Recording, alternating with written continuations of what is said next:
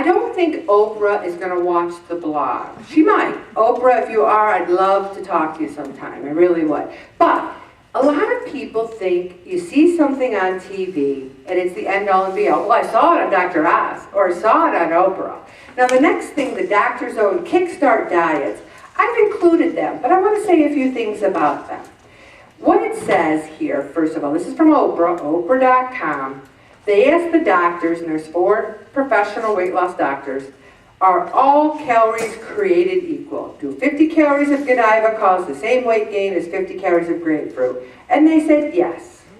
Now, I am not going to disagree with the doctor, but I know for a fact that if you have protein, your body uses more calories to burn that than it will the Godiva chocolate. I think, what about blood sugar? What about all those other things?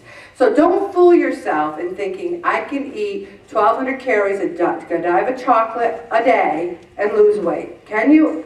This doctor says yes. I don't think it's a good way to live.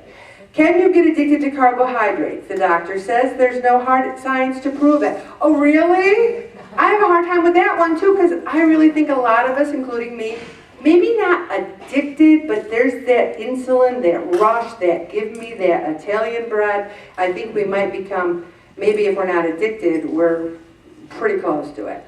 Does it matter what time you eat? Also, it says here, if you're looking at 2,000 calories over a 24-hour period, it doesn't matter what the clock says when you swallow them. I have a hard time with it too, because I think if you eat breakfast, lunch, and dinner, and you try to eat dinner before 7, and I just think you're more active and your body burns it more. Are 4, 5, 6 meals better than 3 big ones? If you are disciplined enough to have that and keep your calories 12 or 1,300, more power to you. I never could eat 5 or 6 small meals a day, because what I would think was small would end up to too many calories. Does eating breakfast help you diet? Yes. Because you get more energy and you're more active, and even that carb cycling, which I'm all about, we're going to talk about that again. You eat more carbs for breakfast because it gives you more energy and you're more active. Then it says, how much exercise do you have to do to lose weight and keep it off? This doctor says, 1 hour a day of moderate activity like jogging 4 or 5 miles. A day! Now that's 7 hours a week. And I'm trying to get you guys to do this, move it and move it. So, I think any movement is good and you can lose weight and keep it off, and I have people in the group who have proven it.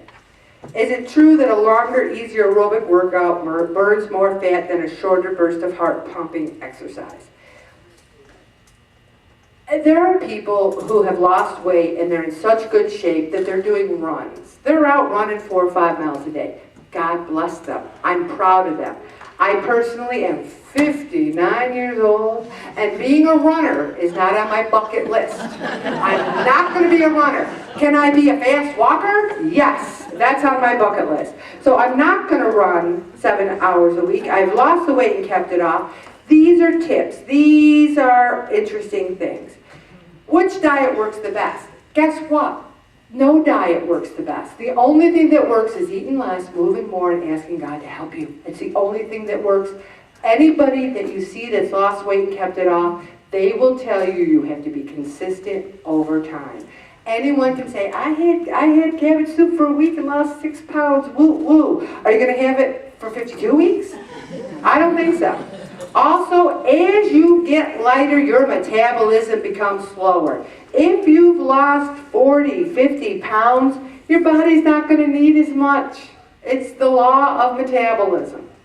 So the thinner you get, especially if you're older, you have to eat less. This is interesting. They've included some sample menus, and I've included them for you. Now, what's interesting about these menus is most of them, they did it for people who say, I can't lose weight because I have no time to cook. I have no time to prepare these elaborate meals. So let's look at day 1. Aunt Jemima homestyle waffles. That's okay. Aunt Jemima homestyle waffles. Aunt Jemima light syrup and Tropicana orange juice. You guys can do that. They even have light homestyle waffles. They even have a whole wheat. Then for lunch, they've got some envelope of potato soup, Weight Watchers Smart Ones, bird's eye asparagus spears. All this stuff is fine. But you know what it's screaming? What's it screaming, everyone? Sodium. It is screaming sodium, screaming it. Now, you might say, well, Ellen, sodium doesn't bother me. You know how hot it was this week? And we did great at the scale. But there's many of you who can't move your rings.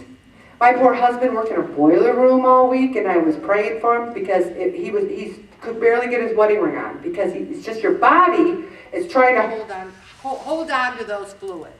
So the fact of the matter is, if you want to try something like this, and your body doesn't mind, but here's what I get out of these sample menus.